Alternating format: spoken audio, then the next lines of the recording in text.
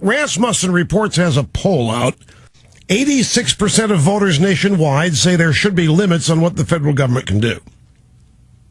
Now, I don't have 86%. I haven't seen a poll with 86% in anything, but there already is. It's called the United States Constitution. The United States Constitution was written specifically and expressly to limit what the federal government can do. Now, if this 86% thinks that we need to limit what government can do, it's obviously because they are noticing what this regime is doing, which is a positive. But, I mean, I don't know, it's a little depressing to me to hear a poll, 86% think that there should be limits on what the federal government can do when there already even the leading dishwashing detergent leaves residue behind? One of those brilliant documents ever written limits what the government can do. In this Rasmussen poll, 9% want no limits the Diamond Standard. on what the government can do. Never wash your dishes in a dirty sink, 9%. so why That's, use a dirty dishwasher? when you stop and think about it, that's the extent of support that Obama has. 9%. It is this kind of minority that is ruling us. Just amazing. Job growth remains. Here's Obama on television. He's economic outlook, talking about all the jobs that have been created. All of the month-by-month jobs that have been created because of his policies. We're not in a recovery, folks. We are on life support in this country. Now, I'm okay with math. Semi-literate with math. Numbers are not my strong suit. But I'm having a hard time squaring a numerical loss of jobs with all this talk of weak recovery and job growth. This headline, this is the Politico, job growth remains weak. What job growth? I admit I'm weak on numbers. But when the job numbers are the fact that 131,000 jobs were lost in July, where's the growth? I don't understand. The unemployment rate held steady at 9.5%. It's actually 15 to 16%, and everybody living life understands this. The regime is doing everything it can to keep that number below 10. That's the tipping point. That number gets to 10 or goes over it, then they think they have a problem. Overall, the Labor Department reported non-farm payroll employment fell 131,000 in July. The unemployment rate held steady at 9.5%. The job losses included the elimination of 143,000 temporary census workers. The jobs report for June was revised sharply lower. This is, everything we were told in June about job growth was a lie. Payrolls actually fell 221,000 during the month of June rather than the previously reported decline of 125,000. But that's not the number they were all using. The partisan political operative media was talking about 31,000 jobs created in June. Remember that? 31,000 jobs are created. They didn't talk about the 125,000 that were lost, which now is 221,000. The private sector created only 31,000 jobs in June, not the 83,000 previously reported.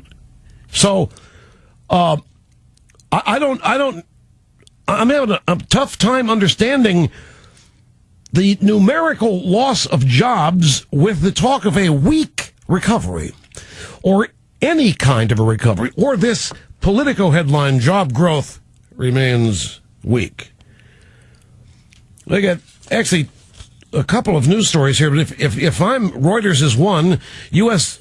employment fell second straight month in July as more temporary census jobs ended while private hiring rose less than expected, pointing to an anemic economic recovery. Employment fell 2 consecutive months. How in the world can we have a weak recovery? We're on life support. We don't have a recovery. If I were running, of course, news organizations, I would have said we're all mired in a slow economic decline that's being managed artfully by the regime.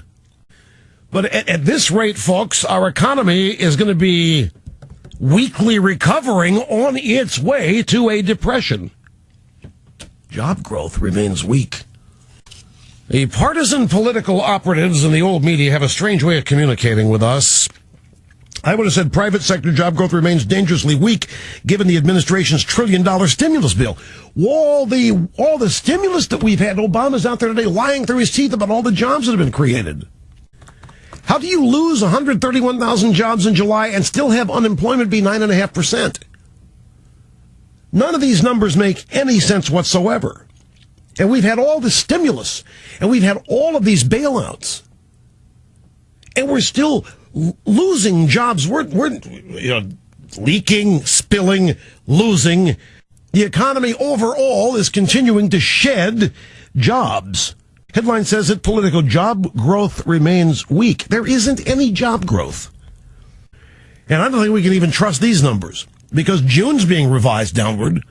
So what's this 131,000 going to be in August? What are they going to tell us the 131,000 really is in 30 days? 150,000? 175,000? Can we go ahead and guess? The experts never know. The experts are constantly in all ways shocked and surprised by this. If it were me, I'd be saying the economy is headed in the wrong direction. Maybe I just don't get it. Maybe I don't. Now, as we get closer to these January tax increases, who in the world thinks that private sector job growth is going to accelerate? We're not in a recovery. There's no recovery whatsoever. And Pelosi is bringing back the House to spend billions of dollars we don't have on states who cannot afford their public sector workers. The patient is dying. And all we get out of this is Christina Romer quitting. Christina Romer is going back to her gig teaching economics at Berkeley, UC California, Berkeley. What people have forgotten about Christina Romer is that she has written in the past of the magic of tax rate reductions leading to economic growth. They've had to scrub that from any website that has quoted her saying that. 5 headlines here. The perception, this is all from Reuters, the perception that there is a job growth, there is job growth, and an economic recovery is underway appears to be a myth. This is from Todd Schoenberger, Managing Director, Land Coal Trading. Number 2, the foundation for employment growth occurs in promising consumer sentiment and confidence readings, both of which continue to be frighteningly low, Mr. Schoenberger said. Today's numbers do not initiate a Fed policy move, but the overall trend does. Number 4, investors should be on high alert when Bernanke and company get together on Tuesday. Number 5, Art Cashin, the director of floor operations, UBS Financial Services, said on CNBC that he thinks July's employment figures could dim prospects for the stock market. The perception that there is job growth and an economic recovery underway appears to be a myth, said Tom Schoenberger, Managing Director, Land Coal Trading. To jolt economy. In fact, I want to go back to the past. Stimulating the economic recovery. This is a story from U.S. News and World Report that ran December 9, 2008. To jolt economy, Obama and Congress eye billions in infrastructure spending. Number 2, stimulus jolt. Obama promises 600,000 jobs in 100 days. L.A. Times, June 8th, 2009. A little over a year ago.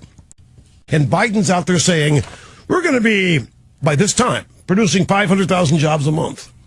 Now we're in the summer of recovery. We're halfway through it, and we're not recovering. We're on life support.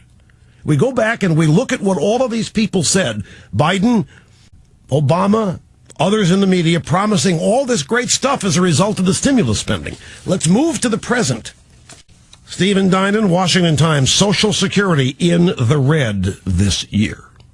Social Security will pay out more this year than it gets in payroll taxes, marking the first time since the program will be in the red since it was overhauled in 1983. Postal Service loses $3.5 billion, concerned with future liquidity.